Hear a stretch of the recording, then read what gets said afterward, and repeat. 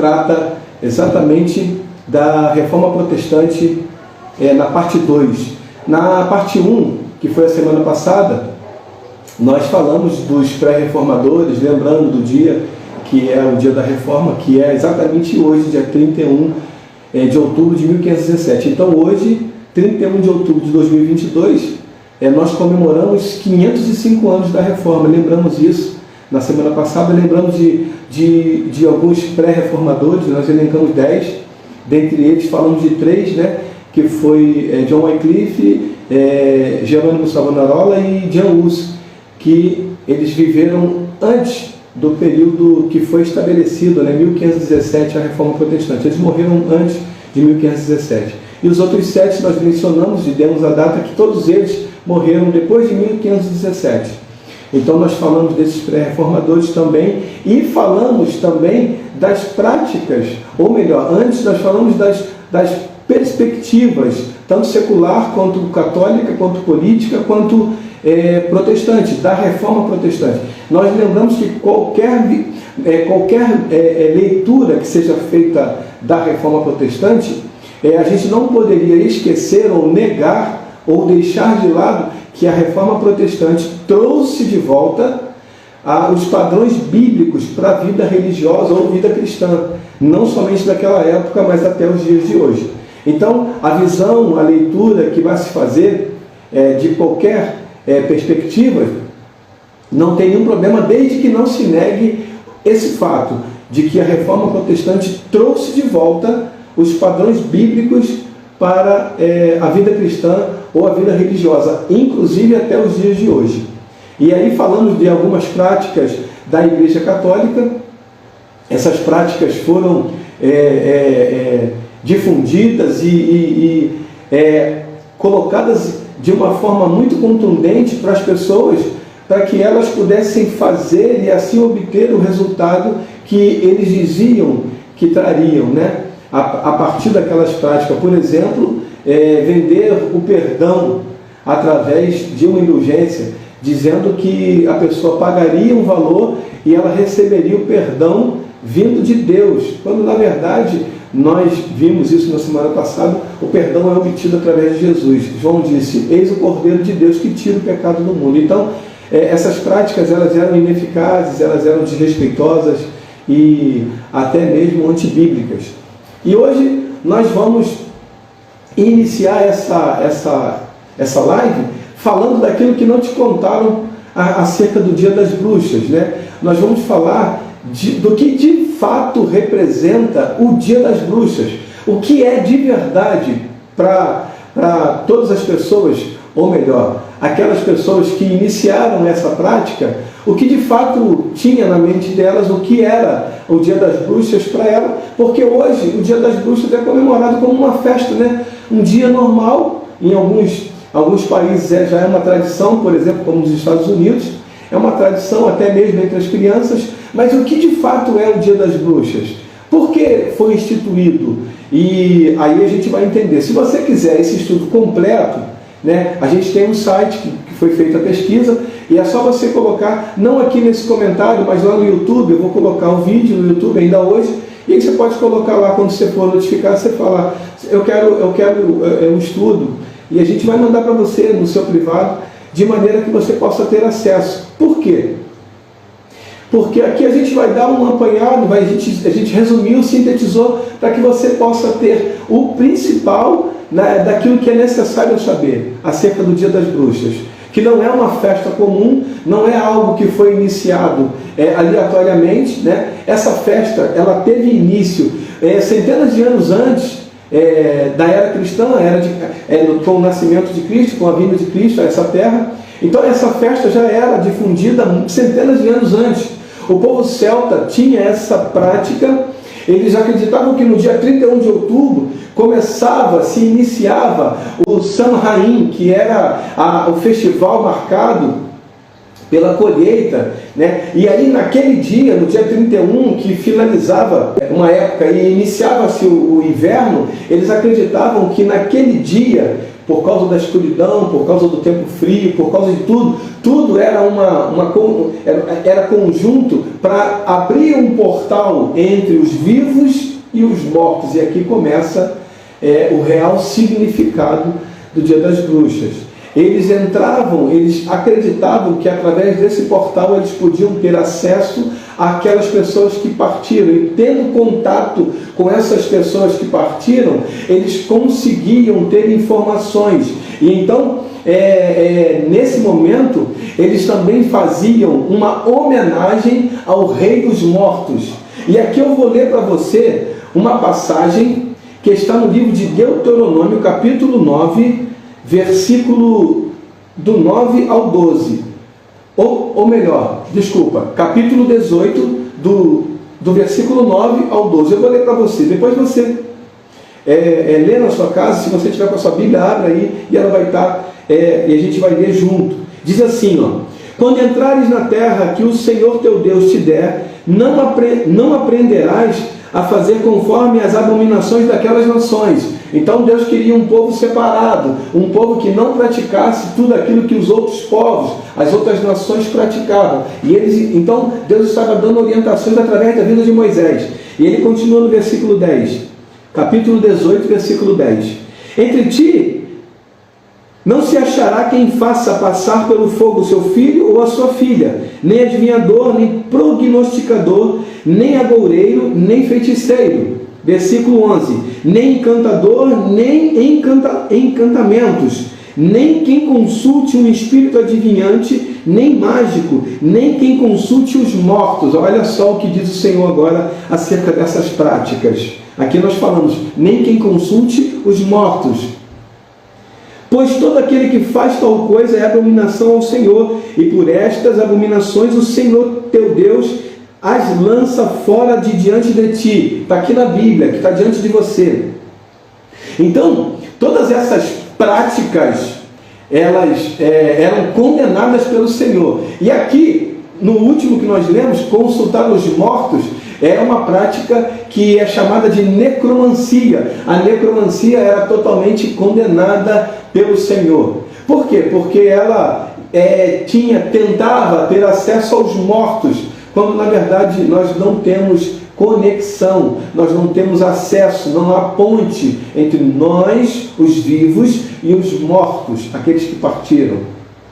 Eu e você adotarmos, a festa do Halloween como uma festa do nosso calendário não vale, amém? Porque o Halloween ele tem uma inocência muito grande, na sua festa, porque as crianças pedem doces. Lá nos Estados Unidos essa é a prática. As crianças vão às portas, de porta em porta, fazendo musiquinhas. É uma coisa muito singela, mas por trás dessa coisa muito singela há uma intenção.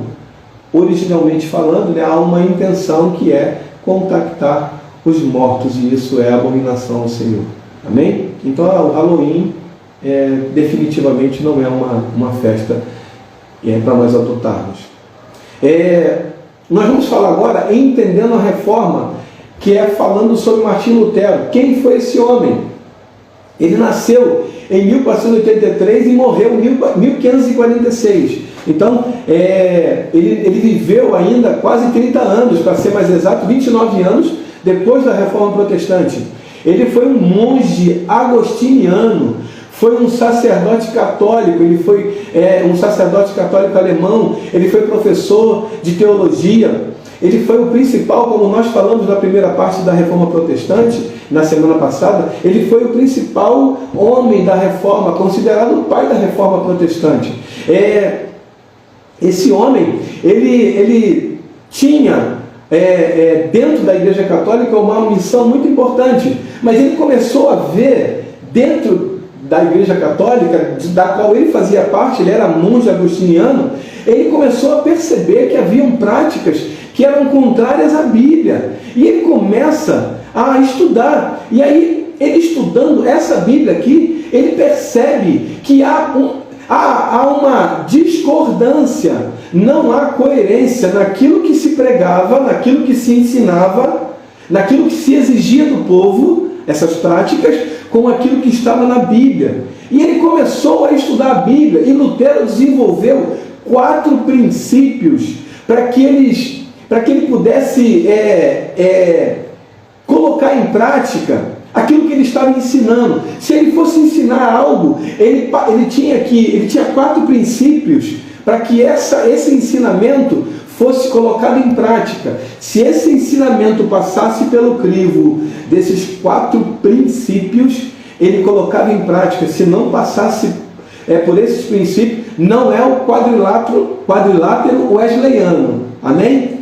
Que é uma outra coisa. Aqui eram 4 princípios estabelecidos por Lutero para ele ensinar algo para alguém, para ele colocar em prática algum ensinamento. Então ele tinha 4 princípios. O primeiro deles está aqui: a Bíblia é a única referência da verdade. Ele não acreditava que a verdade podia partir fora daqui do ensinamento bíblico. Se não está na Bíblia, não é verdade. Pode ser uma verdade para alguém, mas não é uma verdade absoluta, não é uma verdade que ele traria para a vida dele, a ponto de colocar em prática na sua vida e ensinar para as outras pessoas.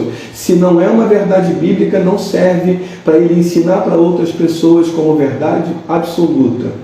Segundo princípio, a salvação vem por meio da graça de Deus e não pagamento de indulgências. A prática da Igreja Católica até 1517, né, que foi o dia em que foi afixada aquelas 95 teses, nós vamos falar isso daqui a pouquinho. Até 1517, as práticas da Igreja Católica, elas tentavam em vão satisfazer o homem.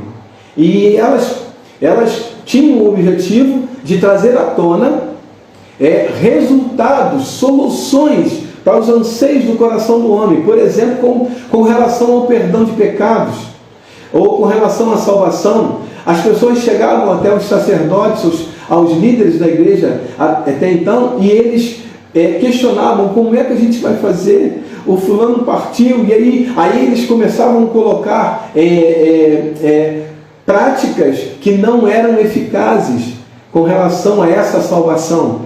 Por exemplo, pagar uma indulgência, pagar para que a pessoa vá para o purgatório.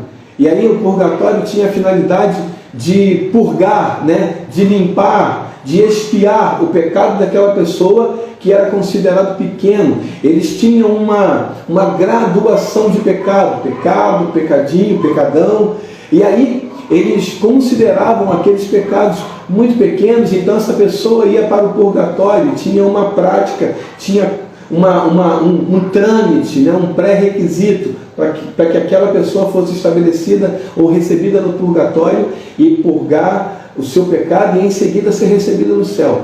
Essas práticas eram ineficazes e antibíblicas, mas eram as práticas que eram colocadas, porque as pessoas, você lembra lá atrás, a pregação, a homilia, o sermão era exposto em latim. Dessa forma as pessoas não tinham acesso à verdade. Se elas não conhecem a verdade, como elas vão se libertar? Então, aqueles pré-reformadores começam a pregar em suas línguas e aí expor os seus sermões, as suas homilias, através da língua que não era a oficial, o latim, contrariando a igreja de Roma, mas fazendo aquilo que era bíblico. Conhecereis a verdade e a verdade vos libertará. Então, Martinho Lutero, ele estabeleceu como segundo princípio que a salvação não vem através de pagamento de indulgências ou de esforços humanos, por maiores que sejam. Esses esforços humanos não são capazes de levar o homem à salvação.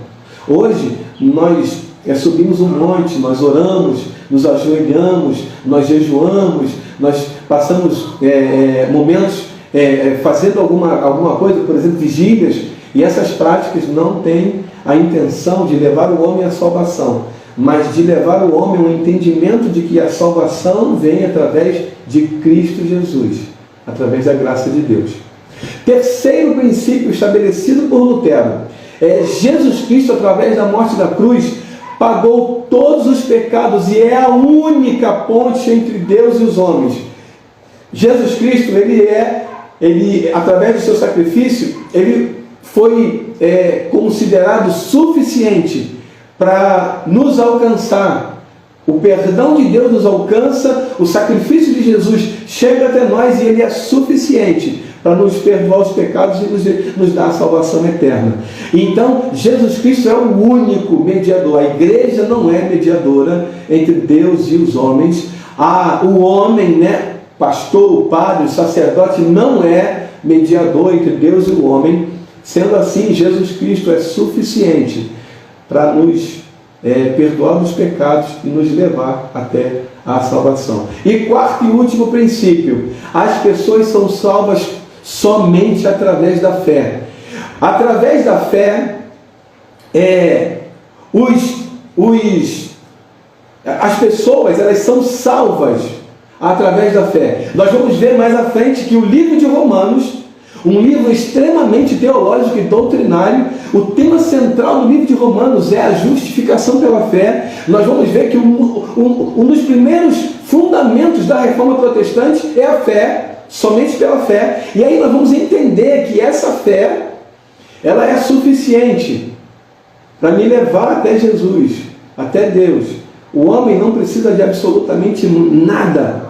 Ele não precisa de materializar essa fé trazendo objetos. Só um minuto, por favor. Trazendo objetos que trouxesse até ele a salvação. O homem não precisa de mais nada. Ele não precisa ter essa fé em Jesus através de objetos, através de rosas, através de água, não precisa de mais nada.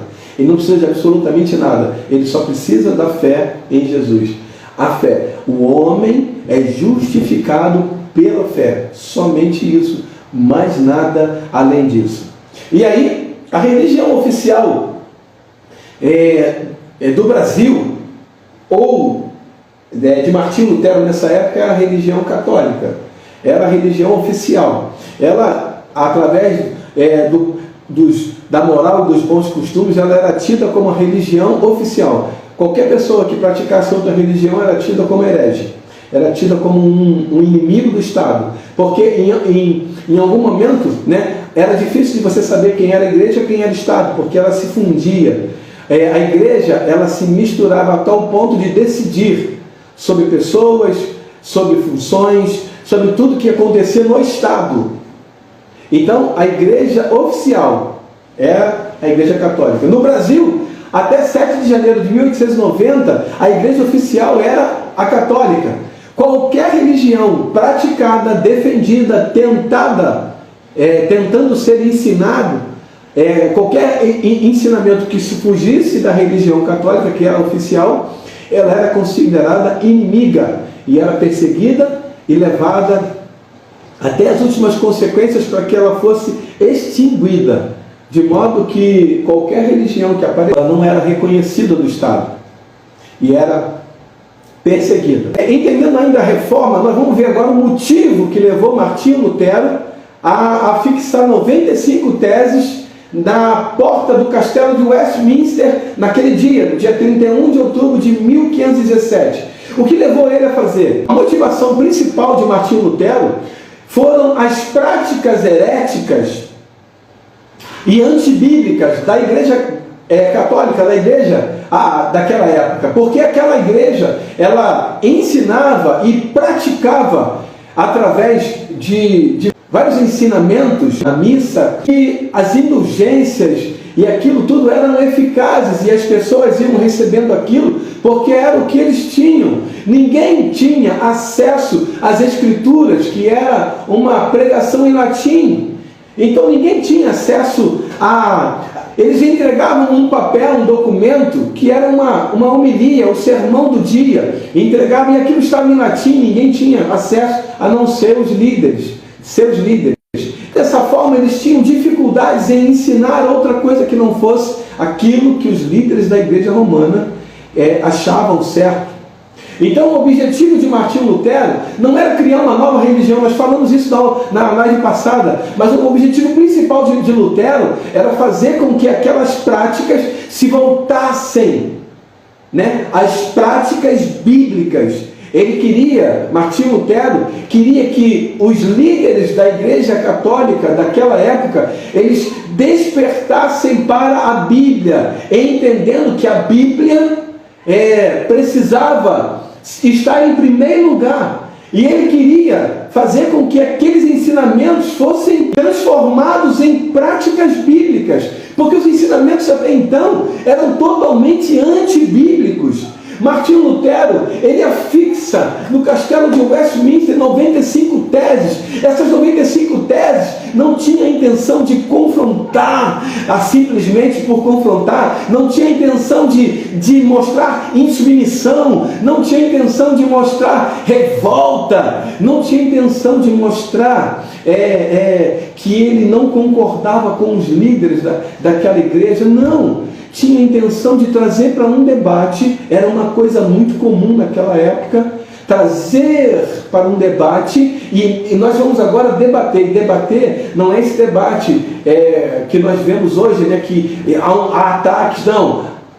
O debate era de fato a defesa, era apologética mesmo, era a defesa da fé. Eu acredito, e eles colocavam suas teses embasadas em estudos e fundamentadas principalmente na Bíblia, para que a partir de então as práticas fossem mudadas ou transformadas ou trazidas para dentro da Bíblia. E Martinho Lutero tinha essa intenção. Martinho Lutero não tinha intenção de fundar uma nova religião, ele não estava insatisfeito com a sua igreja como um todo, ele estava insatisfeito com as práticas, ou melhor dizendo, com algumas práticas da igreja até então. E ele queria, com essas 95 teses, chamar à existência um debate e, a partir do debate, mudar o rumo da igreja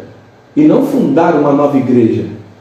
E aí, os fundamentos da reforma, eu vou ler para você aqui os 5 solas. Você já deve conhecer, né? Eu postei no meu Instagram os 5 solas, e aí a gente vai agora falar e vai ler o versículo que embasa Martinho Lutero acerca desses fundamentos, porque ele escreveu 95 teses e ele afixou lá, chamando os líderes da igreja romana da época para um debate. Mas essa reforma, essas 95 teses, elas foram fundamentadas em 5 solas. E aí, você conhece muito bem, eu vou falar aqui. Primeiro, sola fide, somente a fé, que está aqui no livro de Romanos, capítulo 1, versículo 17. Diz assim, porque nele se descobre a justiça de Deus de fé em fé, como está escrito, mas o justo viverá da fé. Então aqui ele coloca o primeiro sola, o primeiro fundamento, era somente a fé. Sola fide. Ele não estava baseando os seus fundamentos em pensamentos, num sonho que ele teve, em alguma revelação que ele tinha tido. Não, ele estava baseado na Bíblia. A Bíblia, nós voltamos aqui, o livro de Romanos, um livro extremamente doutrinário e teológico. O tema central desse livro, o livro de Romanos, é a justificação pela fé. Os fundamentos, os 5 fundamentos de Martinho Lutero baseavam-se em 5 princípios bíblicos. Ele não estava baseando os seus fundamentos em pensamentos, em sonhos que ele teve depois de comer uma feijoada. Não. E nem experiências próprias. Não, eu tive uma experiência muito... Isso aí, o empirismo não pode ser considerado uma doutrina, porque qualquer experiência que você teve com o Senhor é sua experiência. Você não pode basear a sua experiência e agora transformá-la em uma doutrina e lançar para as pessoas e dizer que elas precisam fazer. Eu não posso fazer isso, e é isso que nós vemos. em muitas igrejas, muitos líderes fazendo. Eles tiveram uma experiência muito pessoal e muito significativa para a sua caminhada cristã, e agora eles transformaram essa experiência em uma doutrina, e eles querem difundir essa experiência, transformando ela numa doutrina e empurrando para a igreja, dizendo que a igreja X, ela vai seguir essa doutrina. Isso não é verdade. Os princípios dos quais eu e você precisamos seguir são princípios bíblicos. A doutrina que eu e você precisamos seguir deve ser a doutrina bíblica, dessa Bíblia aqui.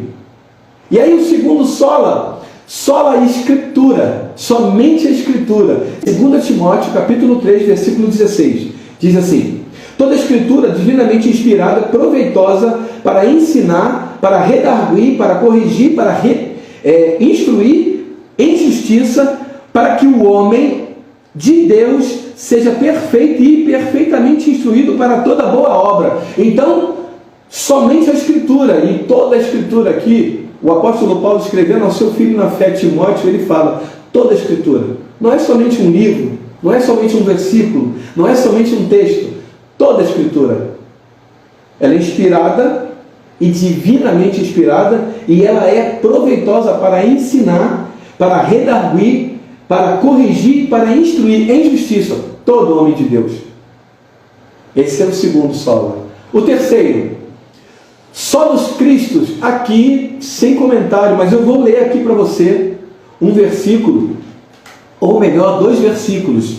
1 Timóteo, versículo 5 e 6. Não há outro. Eu preciso entender isso, e eu preciso ter isso muito, muito, muito claro aqui no meu coração, para que qualquer coisa que eu ouça diferente disso, soe mal, eu falo, opa, isso aqui eu não quero, eu rejeite. Você consegue entender? Lê comigo. 1 Timóteo capítulo 2, versículo 5. Porque há um só Deus e um só mediador entre Deus e os homens, Jesus Cristo o homem. Versículo 6. O qual se deu a si mesmo preço de redenção por todos, para servir de testemunho a seu tempo. Então aqui há um só mediador, Jesus Cristo. Não há outro, somente Jesus. Qualquer outra pessoa que seja apresentada como sendo um mediador ou sendo alguém que vai trazer algo, não serve. É Jesus. Ele se entregou, ele se esvaziou de si e se entregou. Ele escolheu, ele decidiu, e essa obra redentora foi conquistada a preço de sangue na cruz do Calvário. Ele se entregou por mim e por você na cruz do Calvário. Jesus Cristo é suficiente para perdoar os meus pecados. Ele é o mediador entre Deus e o homem. Entre você e Deus, a Jesus Cristo, o mediador. O próximo sola gratia, Efésios 2,8. Deixa eu ler para você aqui. Efésios 2,8. Diz assim, ó, cadê? Aqui. Porque pela graça sois salvos, por meio da fé. Isso não vem de vós, é dom de Deus. Somente a graça. A graça é... Lembra quando o apóstolo Paulo pediu, Senhor, tira de mim esse espinho? Jesus disse para ele assim, a minha graça te basta, Paulo. Somente a graça, é pela graça. O caminho, mediante a fé, é a fé que nos conduz à salvação. Mas essa salvação é pela graça, mediante a nossa fé em Jesus Cristo. Mas é pela graça. Não é pelo meu esforço, não é pelo teu esforço, não é pelo teu sacrifício, não é pelo meu sacrifício, é pela graça. Em Jesus, mediante a nossa fé. O último, mas não menos importante, sola deu glória. A Deus toda a glória. O último sola diz que nós devemos dar glória somente a Deus. Algumas pessoas estão dando glórias a homens, estão declarando que foram os homens que fizeram, que isso aconteceu, enfim. A gente ouve muita coisa por aí. Mas olha só o que o apóstolo Paulo diz à igreja de Roma, no capítulo 11, versículo 36. É o último versículo, o versículo que ele fecha. Eu falei isso aqui em outros estudos. O nome disso aqui, ele começa no versículo 33. Nós só vamos ler só o versículo 36, porque é o que nos interessa nesse momento. Mas o contexto aqui, do 33 ao 36, a teologia chama de doxologia. É uma exaltação total. Não sobra nada para mim, não sobra nada para o homem. É tudo para Deus. Qualquer glória, qualquer coisa que alguém fale, mas você foi muito bom. Nós entendemos que o ser humano se coloca à disposição de Deus e ele se torna um instrumento de Deus naquele momento. Nós entendemos isso. Mas nós não podemos dizer, glórias para mim, glórias para o homem. Não. A glória é para Deus. O apóstolo Paulo entendeu isso. E ele era um homem que a todo momento ele era testado nessa questão. Porque as pessoas falavam, Paulo, em determinado ponto da vida dele, as pessoas compararam ele aos deuses, né? E aí, ele queria, não, você vai ser um Deus X. Não, eu sou homem igual você, o apóstolo Paulo dizendo. Então, a Deus somente a glória. E eu vou ler para você o versículo 36. Romanos capítulo 11, versículo 36. Porque dele, e por ele, e para ele, são todas as coisas, glória, pois, a ele eternamente. Amém. Não existe nenhum outro em que eu deva dar glória para algo que aconteça, seja comigo ou seja com meu irmão, com meu próximo. A glória sempre será do eterno, a glória sempre será daquele que criou todas as coisas. Louvado e engrandecido seja o nome do Senhor. Eu posso ser um instrumento, você pode ser um instrumento nas mãos dele, mas a glória nunca será nossa. A glória sempre será do eterno, do Senhor dos senhores, daquele que criou todas as coisas. Amém? E então Martinho Lutero, ele reconhece tudo isso. E ele fala, não há a mínima possibilidade de nós sairmos desses 5 solas. Os 5 solas, ele vai determinar tudo aquilo que eu e você vamos ter que fazer. A nossa caminhada cristã nessa terra é guiada por esses 5 solas, que são os fundamentos da reforma protestante. Quando você fala da reforma protestante, quando você ouve falar, quando você vê uma postagem, você não vê nada além de 5 solas. 5 solas. E esses 5 solas devem permear a minha vida cristã, a sua vida cristã.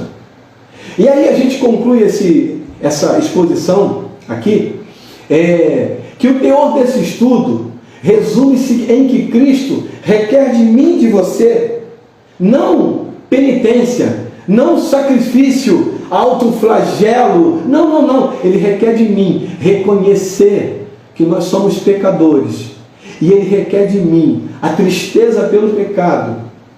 Eu fico triste quando peco, você deve ficar triste quando peca, e assim ter um coração arrependido, um coração disposto a obedecer. Você lembra de Davi, né? Davi, ele pecava. Quando o profeta chegava diante dele, Davi, você é esse homem que você agora diz que precisa morrer. Davi não ficava questionando ou tentando justificar, não, profeta, é porque você sabe que eu não consegui. Não, ele falava assim, Senhor, me perdoa, pequei contra o céu e contra a terra. Olha, ele não fica tentando justificar, ele reconhece imediatamente. Ele era rápido em reconhecer o seu pecado, a sua condição de pecador e em arrepender-se. Então, o que Jesus quer de mim e de você não é que nós nos penitenciemos, não é que nós venhamos a nos autoflagelar, não é que nós venhamos a nos sacrificar com coisas, com situações, não. E eu não estou aqui falando absolutamente nada com relação a subir monte, porque eu subo monte, com relação a jejuar, eu jejuo, com relação a orar de joelho, dependendo do lugar que eu esteja, em alguns lugares eu oro de joelho sim, se não der, se não for, não tiver condição, eu oro porque Deus vai ouvir minha oração, mas essas situações, essas atitudes não podem ser consideradas sacrifícios, suficiente para nos levar a determinados pontos. Não, não, não. Isso é uma forma de nos consagrarmos ao Senhor, de nos colocarmos diante dele dependente, de nos submetermos, de nos humilharmos diante do Senhor. Isso é perfeitamente normal, mas eu não posso ter isso como um sacrifício que seja suficiente para me levar a atingir um patamar, porque eu estou me sacrificando e aí eu me coloco melhor do que o meu irmão. Isso não é verdade. Isso não é verdade. Amém? Deus não quer que nós nos sacrifiquemos. O sacrifício de Jesus na cruz do Calvário foi suficiente para nos perdoar os pecados e nos levar até a salvação eterna. A partir daí, nós não precisamos fazer nada, é pela fé. Martinho Lutero deixa isso muito claro. O livro de Romanos nos fala isso muito claramente. O justo viverá por fé. Abacuque 2,4 também fala isso. Abacuque, do Velho Testamento, ele já falava, não é por sacrifício, é pela fé. O justo viverá por fé. E uma aplicação para a nossa vida, porque a gente faz uma pergunta, né? Por quê? O que eu tenho a ver com essa reforma? O que eu, você deve estar se perguntando, tenho a ver com a reforma protestante? Aí eu vou responder para você tudo a ver. Porque nós precisamos nos posicionar, porque esse legado da reforma, ele nos alcança. E esse legado não pode ser esquecido. E nós não podemos nos permitir ser ou estar seduzidos por práticas que são práticas de homens. Quando nós vamos ver pessoas segurando objetos, né? E aí existem muitas formas de materializar a fé para que o homem alcance alguma coisa. Nós não podemos nos deixar seduzir por essas práticas. Por isso que a reforma protestante tem tudo a ver conosco. Não porque nós temos que deixar as práticas, porque talvez você diga para mim, pastor, mas eu não pratico nada disso, que foi condenado naquele tempo da reforma protestante. Sim, mas o objetivo é que nós peguemos esse legado, tudo aquilo que foi deixado por Martinho Lutero lá atrás e por tantos outros pré-reformadores lá atrás, e ele seja mantido, esse legado. E nós, hoje, nos posicionemos a ponto de manter esse legado para a posteridade. E não fazer com que esse legado pare em nós, quando nós possamos de alguma forma deixar de praticar isso que a reforma protestante nos orienta que pratiquemos, a partir desses 5 fundamentos, desses 5 solas para a reforma protestante. Martinho Lutero, ele tinha alguns posicionamentos, e um desses posicionamentos era dizer: as manifestações em reuniões estão sendo confundidas com a manifestação de Deus. Ele dizia. Então, existem pessoas que elas vão em determinadas reuniões por causa do número de pessoas e por causa do número vamos dizer assim, de manifestações, né, que está sendo vistas, né, a olho nu naquele lugar. E essas manifestações, muitas vezes, elas tentam nos seduzir a acreditar que aquilo de fato é algo vindo de Deus. Porque a pessoa pegou uma rosa, a pessoa pegou um lenço, a pessoa pegou uma garrafa de água e ela viu aquilo tudo se transformar. Martinho Lutero lutava sempre contra isso, porque ele considerava que essas práticas eram práticas de homens. Elas não tinham objetivo de reproduzir os ensinamentos bíblicos, mas eram práticas estabelecidas a partir de homens e não a partir da Bíblia, né? E se em algum momento alguém, né, pegou um lenço e curou, você vai ler essa passagem, ou se em algum momento a sombra de alguém curou, nós não vemos mais essa repetição. Então isso não pode ser considerado uma doutrina ou uma prática que nos alcance, porque aquilo foi naquele dia, naquele tempo, ponto final. Se fosse algo que estabelecesse uma prática para a nossa vida, nos dias de hoje, aquilo seria ensinado por Jesus. E Martinho Lutero, ele pregava que mesmo que você veja muitas manifestações em determinadas reuniões, não tenha isso como sendo algo vindo de Deus. Então ele deixa aqui, ó, Romanos 12, deixa eu colocar para você aqui, está aqui. Romanos 12, versículo 1 e 2. Isso aqui é muito bacana. Rogo-vos, pois, irmãos, está aqui na Bíblia, tá? Pela compaixão de Deus, que apresenteis o vosso corpo como sacrifício vivo, santo e agradável a Deus, que é o vosso culto racional. E não vos conformeis com este mundo, ou século, mas transformai-vos pela renovação do vosso entendimento, para que experimenteis qual seja a boa, agradável e perfeita vontade de Deus. Aqui o apóstolo Paulo, ensinando a Roma, a igreja de Roma, ele coloca, ele rogava. É algo que vai além de uma simples oração. Ele estava rogando, pedindo, suplicando à igreja que eles não apresentasse não se apresentasse diante de Deus de outra forma, senão dessa forma, que apresenteis o vosso corpo em sacrifício, o vosso corpo, o corpo, e não as práticas, o corpo.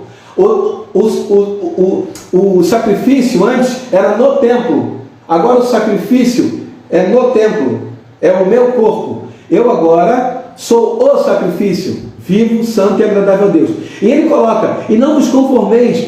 Esse conformar aqui, eu já falei em outras lives, que é não se amoldar. E não se amoldar é não tomar a forma do mundo. O mundo tem uma forma, eu não posso tomar a forma do mundo.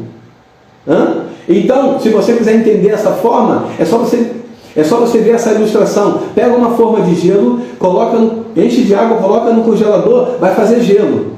Aí quando você tira, se a forminha for quadrada, o gelo é quadrado. Se a forminha for redonda, o gelo é redondo. Isso aí você fala, claro, é lógico que sim, mas só para você entender, a água se amolda ao formato da forminha. Nós cristãos não podemos ser assim, nos amoldarmos ao formato do mundo. Não, nós temos um formato, o formato é bíblico. E não vos conformeis com esse mundo.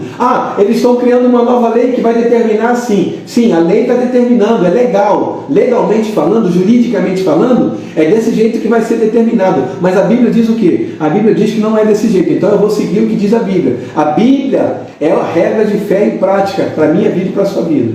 Ainda que a gente pague um preço por isso. Você consegue entender isso? Mas nós temos que ficar com a Bíblia. E aí Martinho Lutero continua. Romanos capítulo 3, deixa eu colocar aqui para você, versículo 24 ao 26, diz assim, está aqui, sendo justificados gratuitamente pela sua graça, pela redenção que há em Cristo Jesus, ao qual Deus propôs para propiciação pela fé em seu sangue, pela fé em seu sangue, para demonstrar a sua justiça pela remissão dos pecados dantes cometidos sob a paciência de Deus. Versículo 26. Para demonstração da sua justiça neste tempo presente, para que ele seja justo e justificador daquele que tem fé em Jesus. Então, a justificação, ela não vem através de sacrifícios, ela não vem a fé de práticas de sacrifícios humanos, ela vem através do sacrifício de Jesus. Jesus foi o nosso justificador.